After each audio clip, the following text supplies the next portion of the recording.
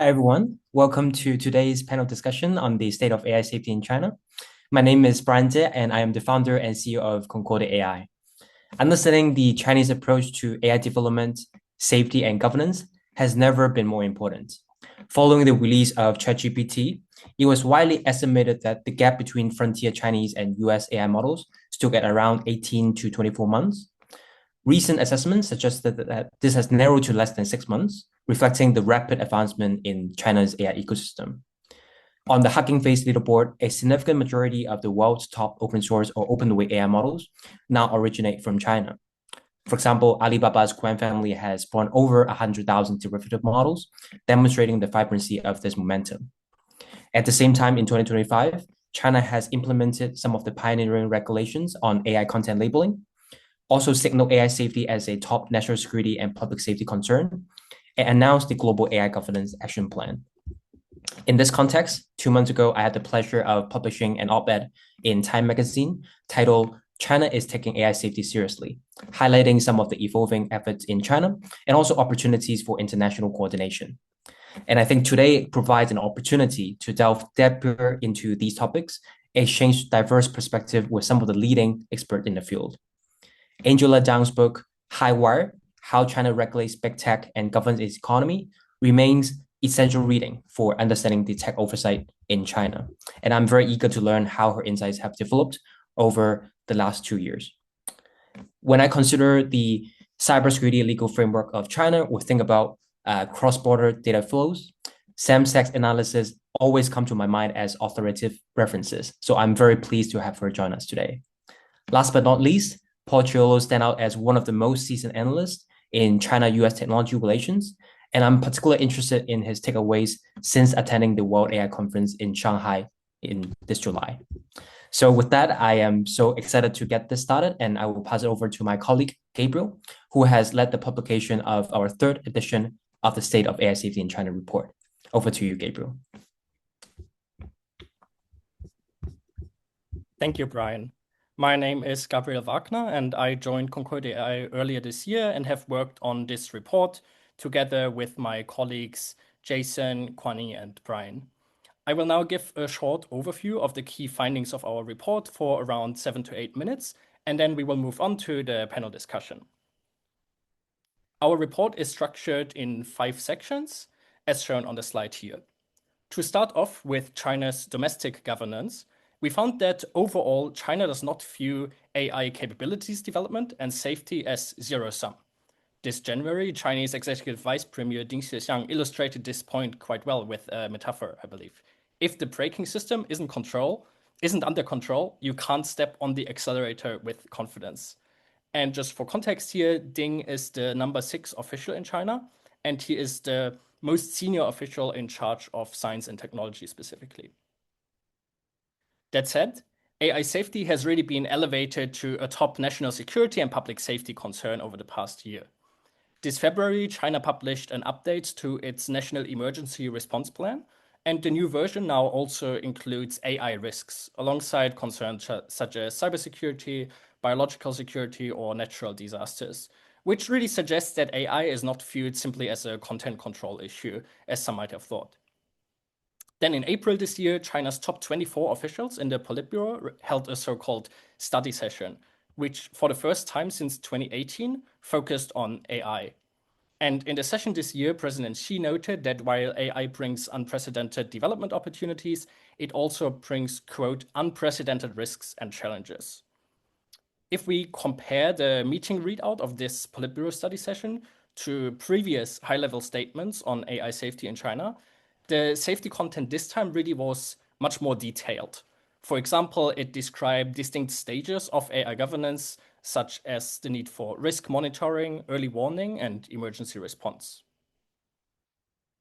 In China's domestic governance, the space where we really observed most developments over the past year was standard setting. Standards are a very crucial part of China's AI governance ecosystem, because they provide the detailed implementation guidelines for regulations. And we have really seen standard setting speed up a lot this year, with China issuing as many national standards on AI in the first half of 2025 alone as in the 3 previous years combined.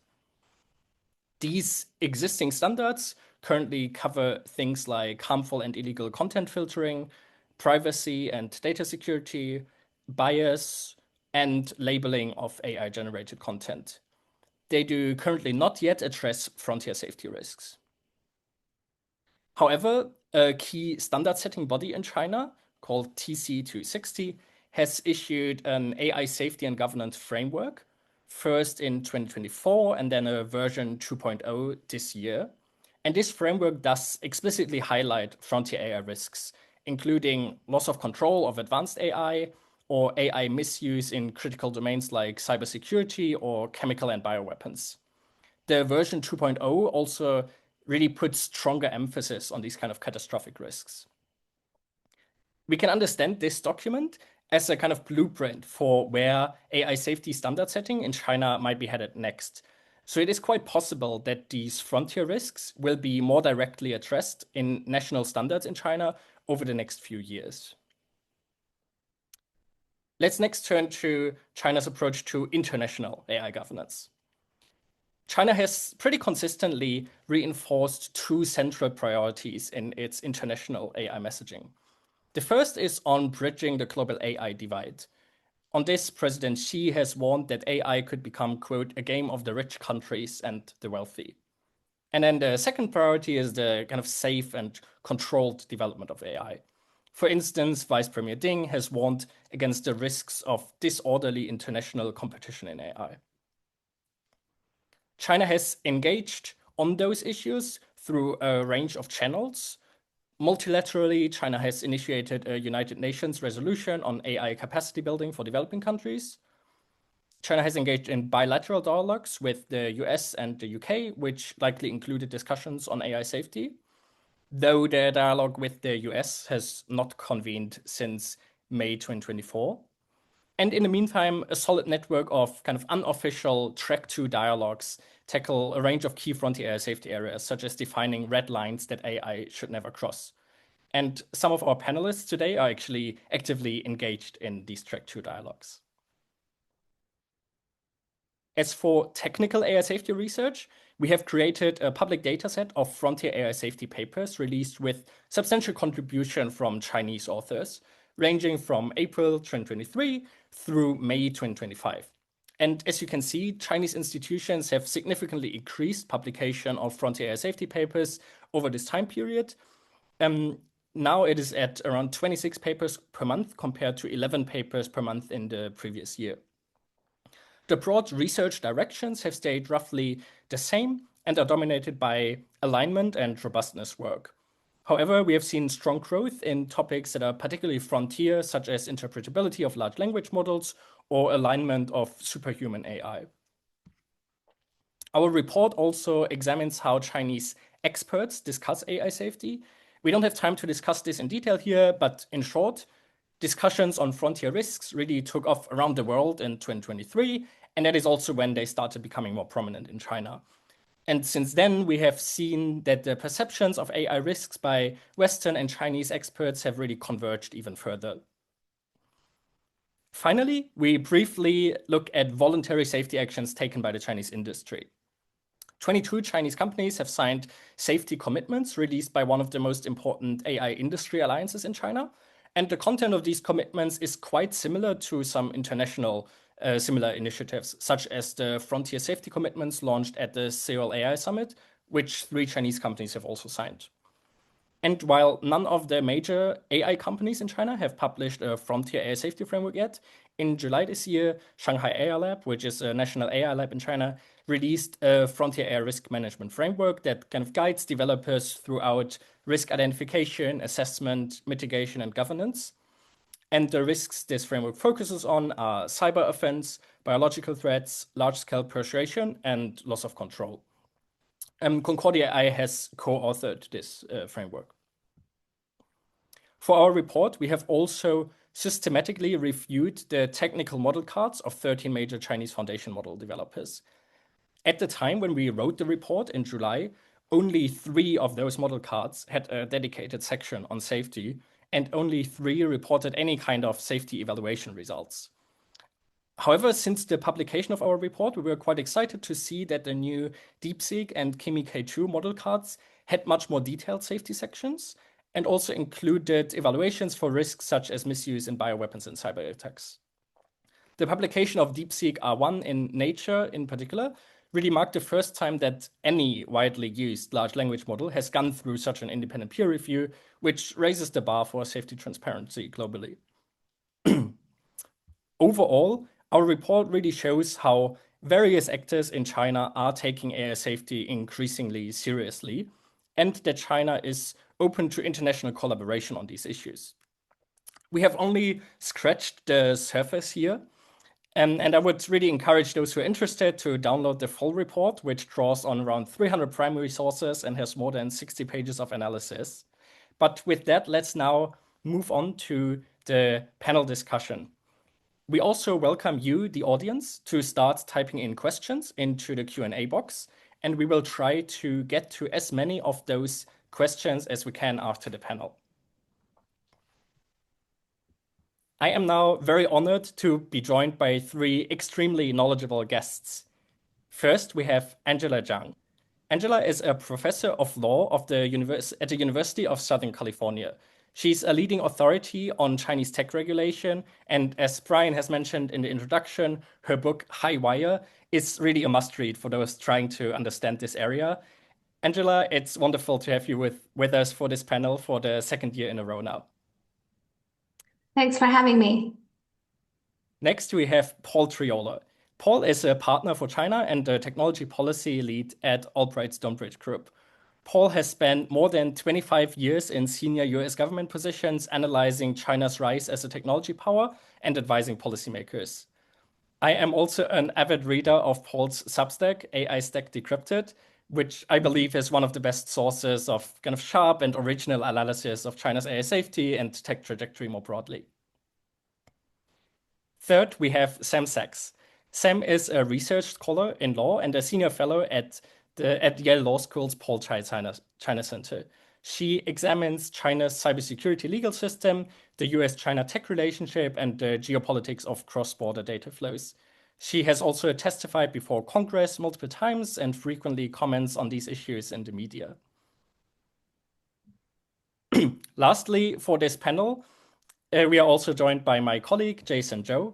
Jason is a senior research manager at Concordia AI and has co-authored all three of Concordia AI's State of AI Safety in China reports from 2023 until 2025. I could really hardly imagine any better group of people to discuss these themes with me. All of you have been following this space for really a long time, and many themes, I guess, stay constant over the years, right? But to begin with, I want to focus on what might be changing.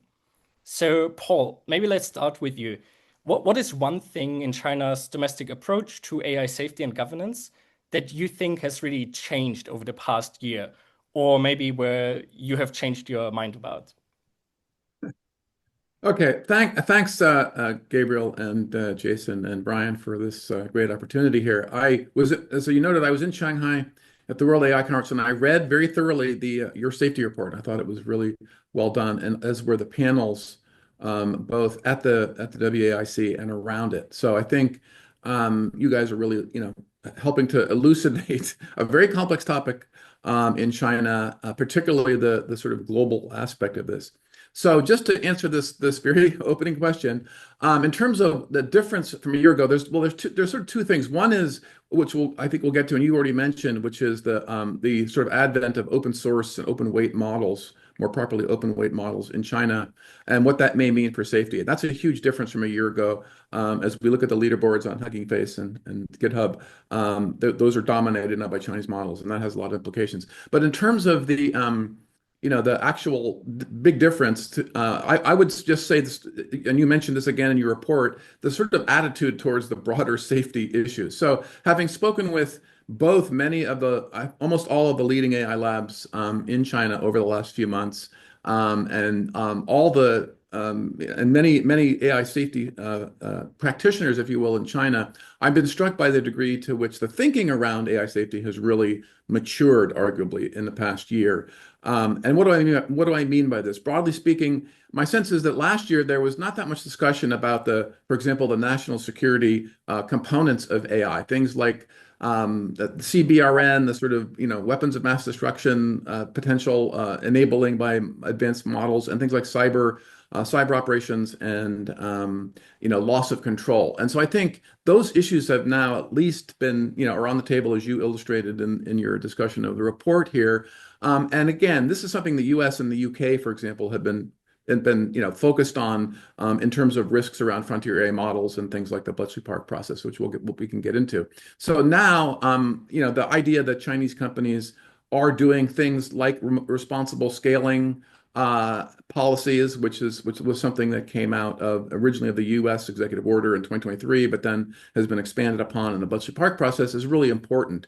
And then the CAICT standards there, or document that you noted, the 22 Chinese companies that signed on to, that's a big deal. So if we're looking at this from the U.S. point of view, I think a year ago, people in the U.S. would have said Chinese companies are not taking these topics seriously. But I think it's hard to make that argument now. And then there's other things like Chinese companies that I talked to when I was in China and Shanghai, and we'll be talking to next week when I'm back in Beijing, are talking about considering signing on to the EU Code of Practice.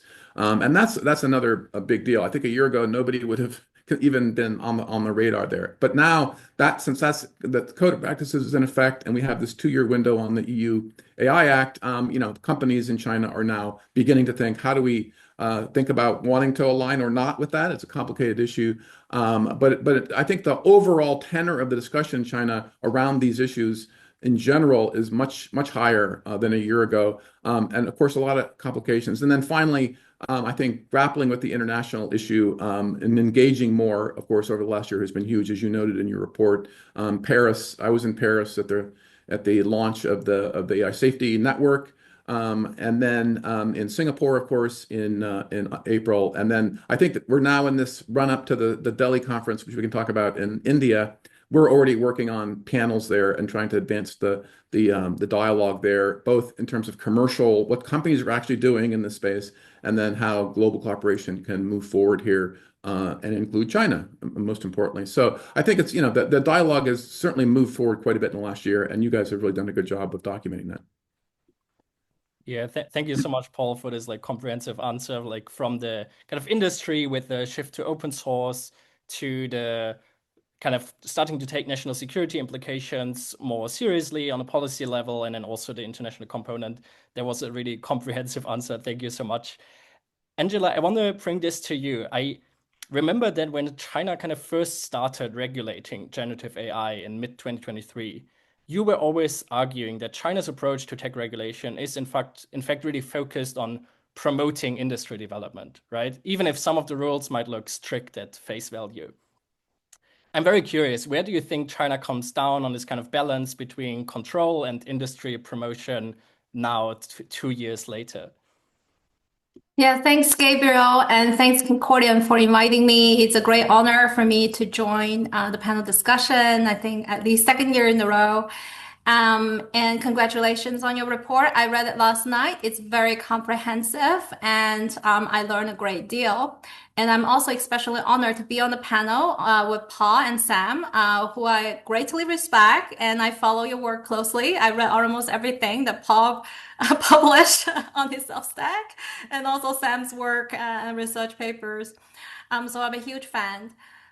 So first of all, I published a book actually called High Wire, as you mentioned, right? I mean, so I think that kind of capture the governance approach of the Chinese government. It's a really difficult, intricate balance that they need to take when it comes to regulating AI.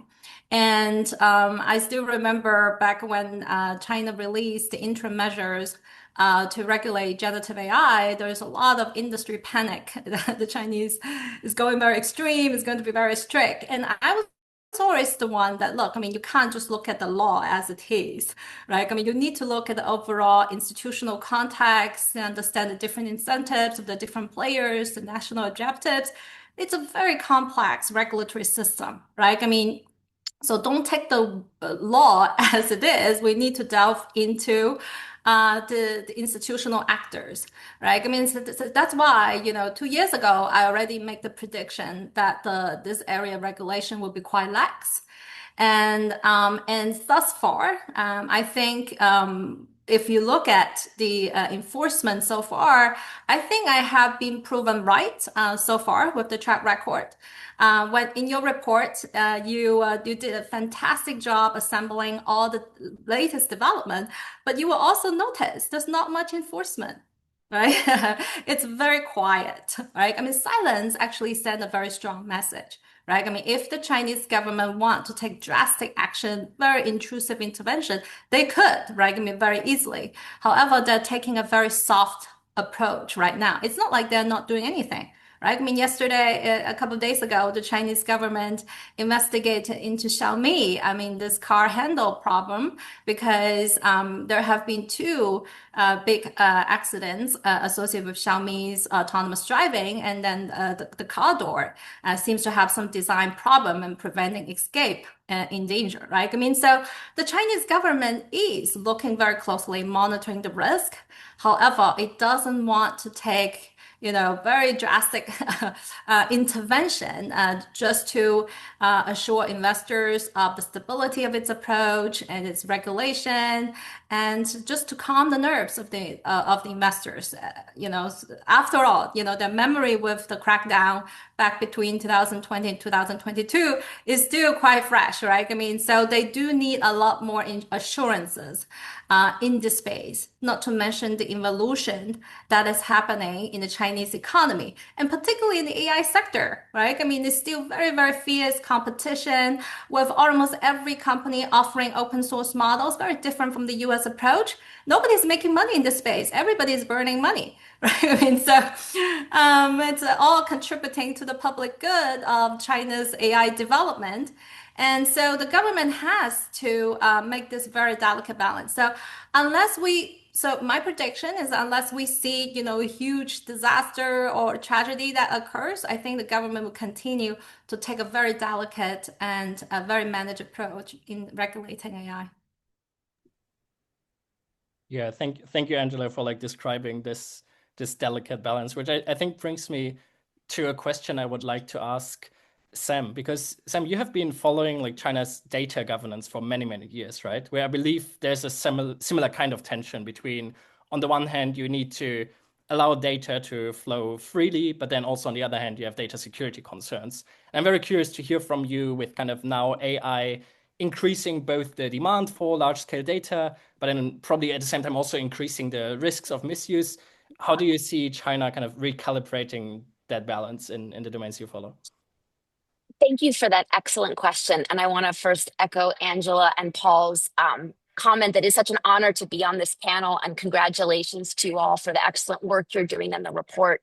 I think data is a microcosm of some of the issues that Angela mentioned, where we've had almost contradictory objectives. And the question is, how do we square those in practice? So on the one hand, statements related to allowing data to circulate as a key factor of production, both for the economy and fueling AI, but also real legitimate concerns around the vulnerabilities that are created from data security, data privacy, and that come with global access from cross-border data flows.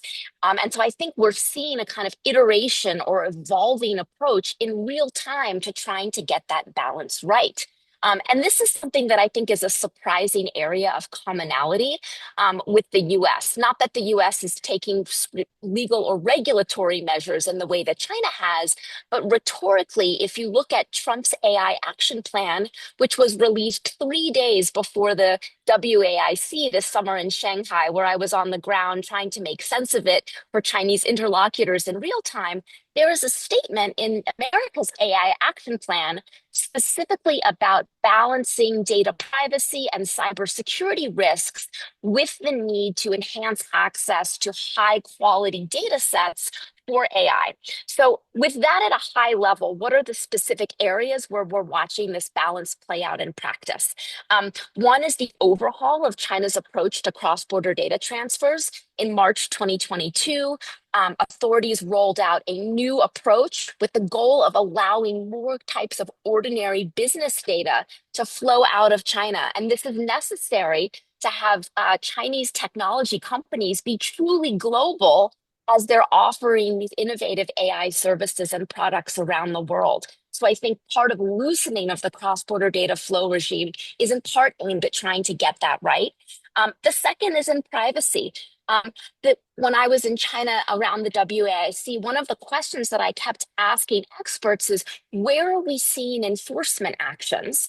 And I agree with Angela that I think largely enforcement has been somewhat quiet, with the exception of one key area: collection of personal information. This is the number one regulatory challenge for domestic and foreign firms operating in China. Foreign multinationals excessively collecting biometric data involved with facial recognition at entry points. This is something that is a number one compliance area where authorities are enforcing. So those are more on the kind of where are they looking to sort of address some of these risks while striking the balance. In terms of enabling data to be unleashed as a source of growth and innovation, we've seen the state council regulations around facilitating more intergovernment data sharing. The idea of data sets are more freely available between the local, the central level, and as well as with the private sector. This can be another source of development. And I think that there are also important discussions happening about a coming wave when agentic AI completely changes the mobile operating system. And I think Chinese companies and standards drafters are already beginning to think about, in a very forward-looking way, what happens when you have agent-to-agent communication in mobile devices? What are the implications going to be for data ownership, for monetization, for how the whole mobile ecosystem will shift? And there will be massive implications for privacy and for data security with that shift to agentic AI on the device level. And I think China's being very forward-looking in trying to grapple with some of these questions, I think, well ahead of its peers around the world. So I will stop there, and I would love to jump in later to talk more about some observations on the ground at the WAIC, because I think that was a really key moment, at least where foreigners were able to kind of think about China's AI approach in relation to, as I said, the Trump AI action plan, which came out within days. Yeah, thank you so much, Sam. We will certainly get to your experiences at WIC and also Paul's in a bit. I do want to briefly also give Jason a chance to jump in here on the question of kind of what has been changing over the past year, right? So Jason, this was your third year working on the state of AI safety in China report. I'm very curious, what was kind of one or two things that really stood out to you this year compared to all the previous years? Thanks, Gabriel. And yeah, really appreciate as well all of your amazing efforts as a writer for in writing the report, covering the report. Yeah, I think a couple of things that I would offer. I think just big picture is how much things have changed over the past couple of years. And what you might have imagined if you were just sort of sitting in 2022 and thinking about what might be the landscape in 2025, right? So first of all, on the domestic front, I think it's clear that there's been elevation of AI safety as a domestic priority based on the mentions that you also discussed in the 2024 third plenum and in the April 2025 Politburo meeting. Those mentions of AI safety, or that AI presents unprecedented opportunities, but also unprecedented risks. These are sort of stronger and higher level mentions than the things that we documented in our 2023 report. And I just want to reemphasize that we should expect further action as a result of these high level pronouncements, including through the standard system draft plans that you mentioned. I think secondly, on the technical front, we've also seen the research community really expand substantially. Even though it's not that easy to directly compare the output to other jurisdictions, but it is clear that over the past couple of years, more and more professors in China see AI safety as an important topic of research. And it's not occurring at, say, fringe institutions, but really at some of the top players in China. Tsinghua, Peking University, Shanghai AI Lab, Alibaba, et cetera, are some of the ones who are really leading the charge. So, I mean, just if you were sitting in 2022, I think it's very hard to imagine that this would be the universe we're in 2025, both in terms of the global discussion on AI safety, but also I think this is the case for China as well. Yeah, thank you so much, Jason. I think with that, I would like to turn from China's domestic approach to discussion of international AI governance. And a kind of recurring objection that I often hear to regulating AI in the West is the idea of the so-called AI arms race, right? The idea that the US cannot afford to fall behind in a race to AGI against China, so it must prioritize speed over safety. Paul, I want to ask you first here, because in your newsletter and other publications, I believe you have argued that the framing of this race to superintelligence might be mistaken, or that Western stakeholders might be kind of misreading China's perspective here. And I wonder if you could explain a bit more why you think so. Wow, tall order to do in like 2 minutes, right? First of all, it's not a newsletter; it's a Substack, and I try to do all analysis all the time there, right? So that's why I did the Substack, frankly, because of this very issue, because it's really hard. We write for clients on the day-to-day ins and outs of a lot of this, but in terms of sort of looking ahead and trying to understand what's driving U.S.-China tech competition, which is AI, and this idea of a race to something called artificial superintelligence, it's a much more complicated and sort of nuanced issue to discuss. So, and it sort of transcends the safety issue too. So we have a lot of different safety issues, right? We have sort of like fraud and bias at the lower level. We have the national security concerns around CBRN and cyber. And then there's the existential risk, right? Which also I think nobody mentioned, but I think China has engaged, and the Chinese AI safety community has engaged heavily with, Stuart Russell and Yoshua Bengio and Jeff Hinton and Max Tegmark, and people who are very much focused on the existential risks, which theoretically should transcend, U.S.-China tech competition and lead to some path towards collaboration. But overlaying all that is this idea of a rush. Somebody needs to win the race to get to something called artificial superintelligence, and the increasing narrative in Washington that the U.S. must win this race at all costs. So when I go to Shanghai and I hear Stuart Russell at the meeting, one of the meetings I was at, talking with a U.S. AI lab CEO who says, in the next few years, the best we can hope for is a Chernobyl style event, right? That sort of, wow, I was like, wow, that's a pretty big statement. But it also highlights the fact that, these U.S. AI labs, for example, are quite aware of the sort of existential risk, but in this case, at least the two leading U.S. AI labs, Anthropic and OpenAI, have aligned more or less with this the U.S. government narrative around the need to beat China, to ASI here. So it's a very complicated question. I laid out a lot of the drivers of this in my Cairo Review article that I published earlier this year, because again, this is really a tricky issue to say, well, how did we get here?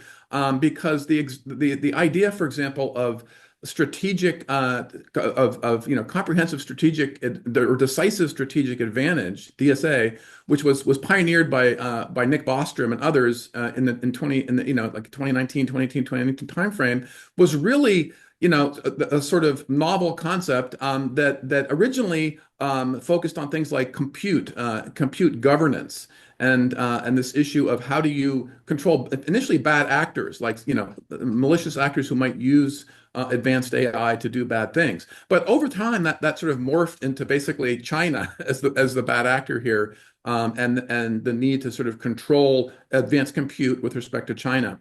And so that is part and parcel of this narrative that you mentioned, and the framing. And again, I think this is a mistaken framing, because really, if we're going to get sort of controls around AI to prevent some of the existential risks. Obviously, we need U.S. and China to collaborate, because that's where you have the U.S. and China, and then the rest of the world. There's some capable model developers in France and other places, but really, the two major players here are the U.S. and China. So in my view, there's a really dire need to collaborate around this issue, to assure that we get to some level of safety. But the problem is that the narrative, as you noted, Gabriel, driving this is, hey, we don't want any regulation, because we're in this race with China, and that's an argument that OpenAI and Anthropic and others in the U.S.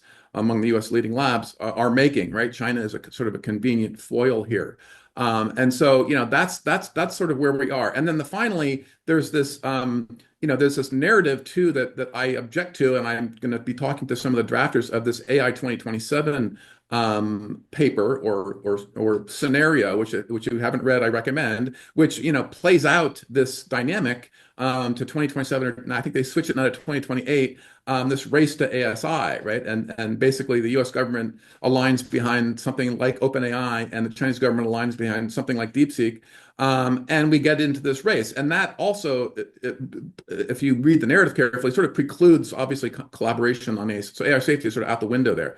But that narrative has a lot of problems. And I've criticized, done some critiques of it. I refer to it in the Cairo Review article.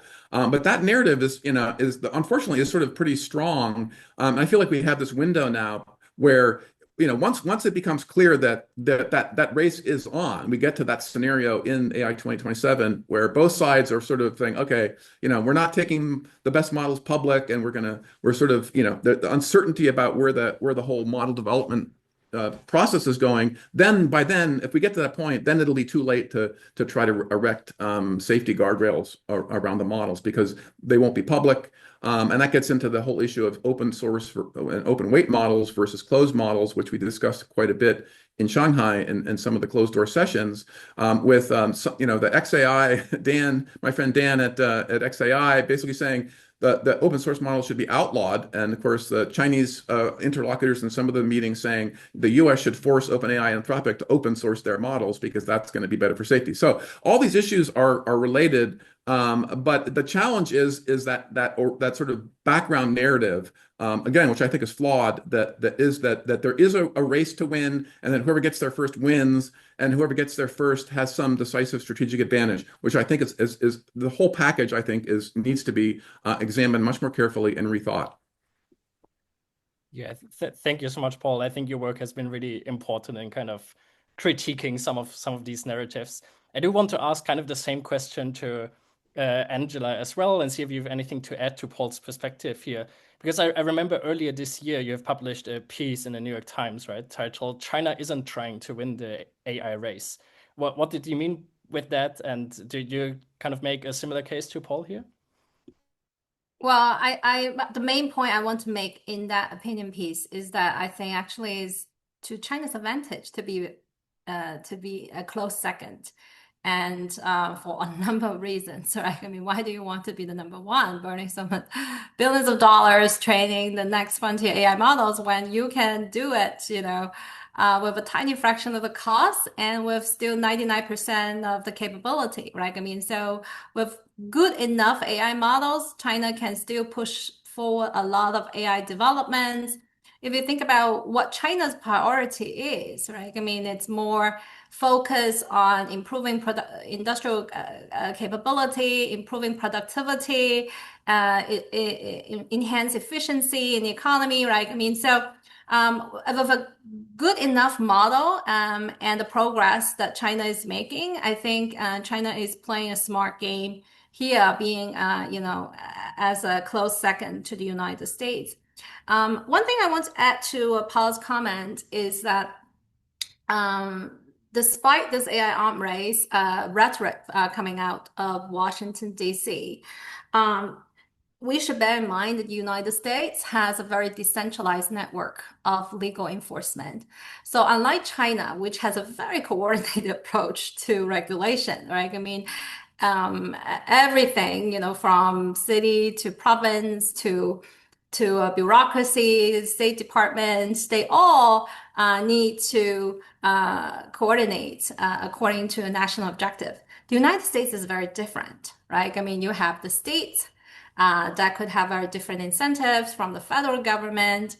And you also have a lot of private litigations, right? I mean, so what is really driving a lot of US enforcement and regulatory development these days, of course, not coming from the White House, but more from the states, right? California just released SB 53, which mandates disclosure for the frontier AI models, right? And at the private level, there's a lot of litigations going on, including the IP litigations and also the product liability cases. I mean, they are proliferating all over the country, right? I mean, while you in China, you don't see billion-dollar settlement between, leading AI labs and publishers, but that happened in America, right? I mean, so we also need to bear that in mind. And actually, in the U.S., I think legal compliance costs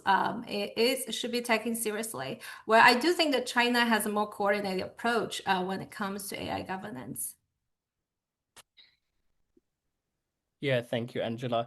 I want to briefly also allow Sam to jump in here for this question regarding US-China relations, which is an area you are following from a pretty broad perspective, right? So I was wondering whether you can help us zoom out a little bit and situate where this competition in AI kind of fits into this relation more broadly, and how that might help us make sense of these different perceptions of an AI race. So to illustrate the interaction between the race narrative and some of the ripple effects in terms of domestic regulation and approach to guardrails, I just want to give some anecdotes from being on the ground in China this summer, because I could sort of see firsthand how this race to the bottom could be kicked off. The same day as America's AI action plan came out, I was holding some sideline discussions with Chinese interlocutors and asking them their impression. What do you make of this document? And they rightly zeroed in on the focus on giving the Pentagon and the intelligence community, a greater role in driving AI adoption, and said, look, this is now going to be really centered around an offensive military approach to AI. And the problem with that is it makes it harder for the AI safety community in China and those who already are within companies looking to the US as a role model in how to set up trust and safety divisions within companies. And we're already pretty strapped as far as the resources that we have devoted to it. We've been looking to the US trust and safety model to try to learn best practices. Now we read this document, which is all about a militarized race to dominate AI, and it makes it even more difficult from within China to promote that kind of approach. And my response was, I get that there's a heavy emphasis on the military and the US dominating, and you are right. There are tons of references that specifically are aimed at this point that Paul made, using the decisive strategic advantage rationale for the US to dominate, focused on China. It talks about closing export control loopholes. It talks about exporting a fully American AI stack. All of these things which are about winning that race. But in addition, the plan also has a lot in there which shows some surprising spaces of commonality with China as far as the things that people are worried about in the US. And I think in some ways, the America AI Action Plan got short shrift because people are so quick to criticize anything that comes out of this administration.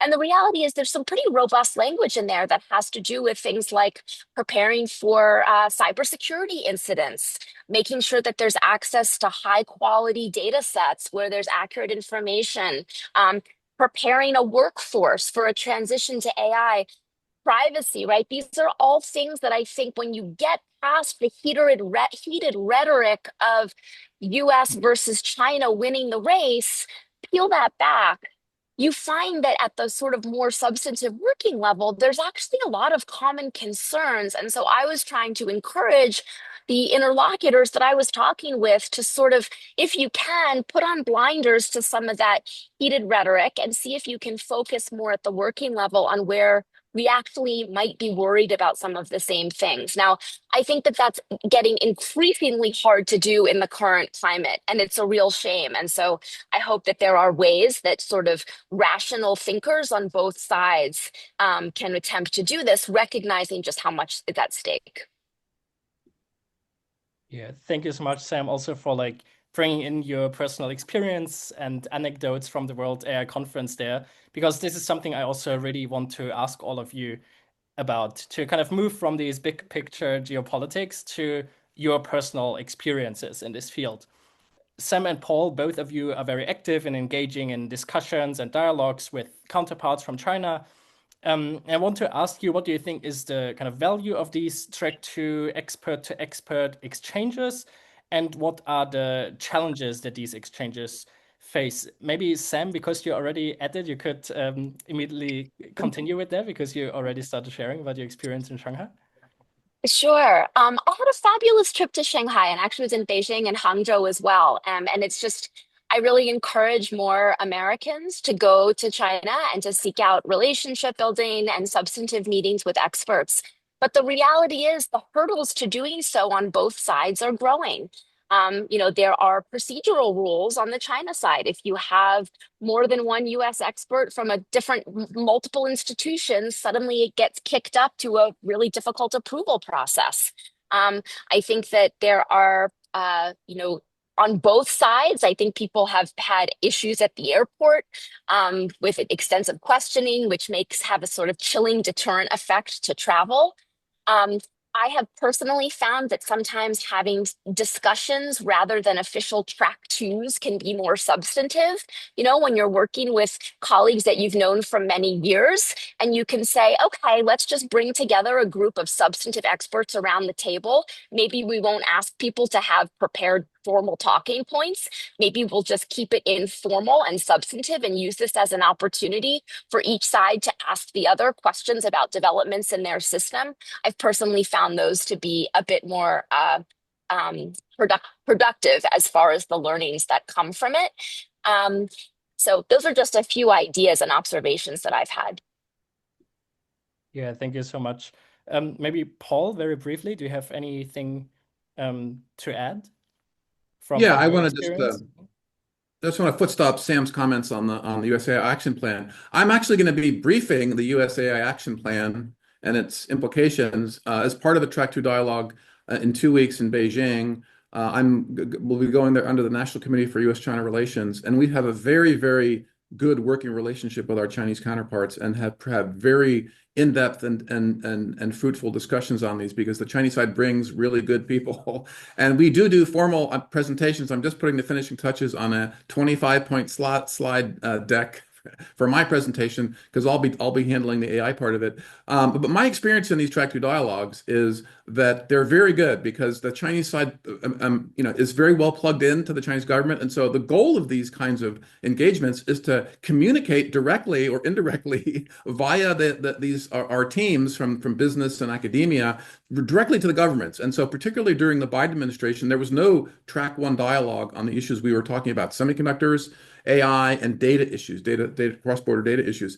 And so we were told by the administration, this is great that you're doing this because there's no other dialogue, right? So the goal of Track 2 dialogues is to sort of help inform eventually Track 1 dialogues, government-related dialogues. And so I think the dialogue I'll be participating in is coming at a particularly tricky time in U.S.-China relations, but we have very, very good personal relationships with our interlocutors on the Chinese side, and we're not. There's no posturing or talking points here. We can have very sometimes heated discussions about what each side is doing or what each side thinks about these issues. And so I found it to be very, very useful because we sort of require both sides to give a candid view of what their governments are doing, whether we like it or not, right? But just sort of engage in a dialogue over those, and then we try to come up with solutions and recommendations at the end. We come up with two things. One is a consensus agreement, which is necessarily watered down because it's hard to agree on all points, and both sides may disagree on specific recommendations. But we also then do an internal summary of the meeting, which we do brief out to government officials who find these kinds of things very useful, and I assume we'll find that here. We'll probably recommend, for example, that the U.S. and China resume a bilateral dialogue on AI. Right? In last month, there was the embassy in Beijing. I was very gratified. Had a meeting under the S&T section on AI safety with Chinese AI safety experts, and the U.S. AI action plan was discussed. And some of those experts on the Chinese side will be participating in our Track 2 dialogue. So there is, and I don't know whether this means the U.S. government eventually would like to resume some type of a dialogue with the Chinese. The first time around last year was very, very narrowly focused on AI and nuclear command and control, which everybody can agree we don't want a doomsday machine. But in terms of the substantive issues around AI safety, and then eventually reintegrating China and the U.S. back into the global AI safety process, I think a bilateral dialogue, for example, would be good if it was carefully scoped and narrowly targeted, and the right people were involved. So I think that the Track 2 dialogue approach is really good because, particularly when there is no serious government-to-government effort, that's all there is at some level in some of these areas. And I participated in many of these over the years, and I think they help. Whether it's people to people or actually real input to the policy process, these kinds of dialogues are really effective, and I recommend them. Yeah, thank you, Paul. We do want to also get to the audience questions, but I did very briefly also want to ask this question to Angela, because you have been teaching in both Hong Kong and the US, and are kind of fluent in engaging with experts in both China and the US, right? So I wondered whether you could very briefly share from this vantage point what it is like, your experience to kind of bridge gaps in conversations on AI governance. Look, I mean, knowledge has no borders, and I think despite lack of communication from both sides, I think they're both closely monitoring what each other is doing. And I also think the communication doesn't need to be explicit. It could be tactic as well, as you see in the recent what is ongoing, the ongoing US-China trade war revolving chips and rare earth, right? I mean, both sides have shown each other. They have a lot of cards, a lot of leverage against each other. And that actually facilitates coordination, and it facilitates communication, and also facilitate peace between the two sides. So we will have to wait and see what will happen next, right? I mean, it's we at an interesting time, and with both countries converging to some extent towards the same direction, and we will see. Yeah. Thank you so much, Angela. I think that actually leads nicely to one of the questions from the audience that I would just ask Angela you to pick up there, maybe expand on that last point, which kind of ask about whether China and the West have divergent interpretations of what AI safety even means. And a specific case where that might be the case, according to this question, is maybe in open source models, and whether you think that like AI safety is even a useful umbrella term to use. Maybe Angela, you could very briefly start. But maybe Paul is probably better to answer that. Yeah, whoever wants to take it. I would just encourage you to try to be brief in your responses so we can get to a few final audience questions.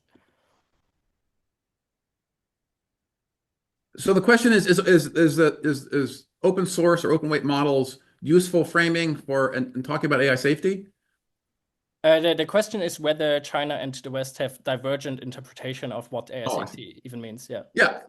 Well, yes, I think I think yes, I think there is some, I don't say divergence, it's just been a different focus. When I was in Paris, for example, at the launching of the AI Safety Institute for China, a lot of the discussion was around fraud, right? And sort of really low level sort of safety issues. Whereas in the US, for example, a lot of the initial work was around bias.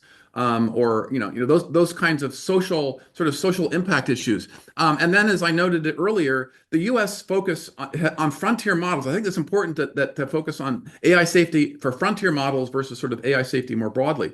The U.S. focus on frontier models is very focused on CBRN, cyber, and loss of control. And China, as I noted, has sort of come around on some of those areas. Although you hear from Chinese AI researchers that nobody in China is going to design a nuclear or a biological weapon because they're not going to be able to get a hold of the materials to do that in China. Although the counter argument to that from the U.S. side is you take your phone and you take pictures, random pictures in a food store, and you tell DeepSeek to design something malicious, and it will do that, right? So you have to have some basic guardrails around the models that are agreed on that will prevent some of the worst outcomes, or at least prevent somebody particularly from leveraging some of these models, for example, for cyber to enhance cyber operations. So China, I think, has come around. Chinese companies and the AI safety communities have come around on that. The broader, the longer term issues around existential risks, again, I think there's a different debate in both countries. But at all the events I've been at that involve both Chinese and Western AI experts, that they're always at least somebody like Stuart Russell or Yoshua Bengio or Jeff Hinton or Max Tegmark present, who almost always start off the conversation with a discussion of existential risk. So clearly in China there's attention to this, and Chinese AI specialists are signing on to letters over the last few years, to stop AI development or to acknowledge that AI presents a risk on par with nuclear weapons, right? So there's definitely, but the debate is not as public, I think, in China about those existential risks. And just in the West, there's a lot of churn on this and a lot of discussion about those risks. So I don't think there's a different approach. And as Angela notes, in China, the focus is very much on deploying AI and taking advantage of its productivity. And that's also the case in the US, but then there's this additional discussion, which is reflected in some of the legal and legislative efforts, to really take the AI safety issue seriously and then also focus on existential risk. So I think that over time, the two sides are converging more rather than diverging, but they're coming from different points on the spectrum of AI risks and AI safety. Yeah, thank you. I think we have probably only time for one final audience question, but there are a couple of questions that go into a slightly similar direction, kind of asking what specific steps maybe US and China could actually take to start cooperating, what issues they should actually start cooperating on. So I would maybe like to just throw this question to each of the panelists. And maybe try to be brief by picking one specific thing or one specific way in which you think the US and China could start cooperating. Yeah, I'm not sure who wants to go first. I can do really quickly, and I've already said that one of the things that we'll probably recommend coming out of this track too is a basic dialogue on this, right? I mean, there hasn't really been one on a bilateral dialogue. The one that was started under the Biden administration wasn't really about AI safety. So just a basic working group where both sides can discuss the issues and begin to build some trust and understanding of how both sides view these issues would be huge. The original goal of the Bletchley Park process was to bring together the safety institutes to do that and to develop real testing frameworks around models. But because the U.S. has pulled back from that process, that's probably a bridge too far now. The UK, though, favors at some point bringing the U.S. and China together. And so ideally, if there was some bilateral dialogue, that getting the U.S. back into the game of supporting China's participation in a more global discussion would probably be possible. But starting with a bilateral dialogue would be really helpful. And I hope that's what will happen in the near term. Okay, reviving the US-China dialogue on AI. Sam, do you maybe want to go next? Sure. And I will just float an idea that I've been working on in my own research, which I know Gabriel is familiar with because I've been picking his brain about it. But I'm looking a lot at questions of data sharing amid no trust. in a number of areas, the environment and public health, but I think there may also be a space for it in terms of AI incident information sharing. And is it possible, for example, at the beginning of the presentation, the Concordia AI experts talked about some of the evaluation results and safety cards. And I wonder if there's a way that some of the non-sensitive data that's involved in these evaluation processes, maybe that can be shared in terms of understanding from both sides where their observations around AI harms at a more sort of concrete level. But it has to start from a place of no trust. As much as I would say we should all trust each other and get along, that's just not going to happen, right? So when we think about these mechanisms for information exchange, it unfortunately has to start from a place of how do we protect sensitive information in the process? Good. Yeah, thank you so much, Sam. I think that's like very important, like one of these very technical issues that could easily be overlooked, like how do you actually share the data across borders? Angela, do you want to close this off here? Just be very brief. I do think that AI coordination is part of the US-China relations, and President Trump and President Xi, there's a good chance that they will meet later this year, and President Trump might even come and visit China at the foreseeable future. I will see.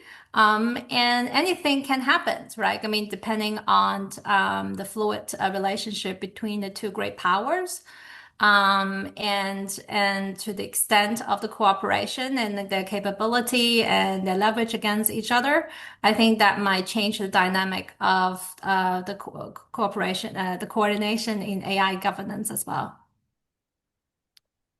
Thank you so much, Angela. We still have a couple of audience questions, but unfortunately, we are also already 5 minutes over time. So we will have to end here. But I want to once again thank our 3 guests for joining us today for this thought-provoking discussion. I think your perspectives have really been invaluable. Finally, for our listeners, I do encourage you to download our full State of AI Safety in China report, which dives even deeper into some of the issues we have discussed here. And if you want to stay up to date on AI safety and governance developments in China, we also do have a Substack where we provide updates on these developments roughly once a month. And finally, if you have stick around this panel until the very end, there is actually a good chance that you might be a good fit for working at Concordia AI.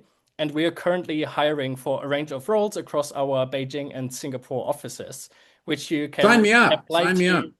Yeah, definitely. Which you can apply until the end of the month, and you can find more details on our website, either by scanning the QR codes on the page here. I have also pasted all of the links in the chat box here.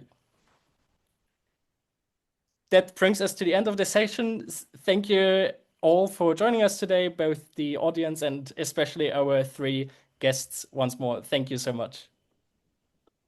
Thank you all for the great hosting, and thanks. Great to see Angela and Sam. Thank you. Same Very here. honored to be on the same panel. Thank you. Thank you so much.